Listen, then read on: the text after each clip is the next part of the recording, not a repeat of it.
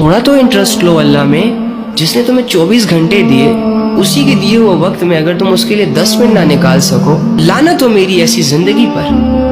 آپ مانے یا نہ مانے لیکن ہم بھول چکے ہیں اپنے اللہ کو. آپ مانے یا نہ مانے، ہماری زندگیوں میں اللہ میٹر نہیں کر رہا. ہم کہتے ہیں ہم گناہ نہیں چھوڑ سکتے، بے حیائی نہیں چھوڑ سکتے، یہ نہیں کر سکتے، وہ نہیں کر سکتے. اللہ کے بندو، ایسے بھی لوگ اس دنیا سے گئے ہیں یار، جنہوں نے اپنی اولادیں اللہ کے لیے قربان کی ہیں، جنہوں نے اپنی جانیں اللہ کے لیے دی ہیں، جنہوں نے اپنا مال اللہ کے لیے دیا ہے، جنہوں نے اپنے مزاجوں کو تبدیل کیا اللہ کے لیے، اپنی عادتوں کو اللہ کے لیے تبدیل کیا ہے.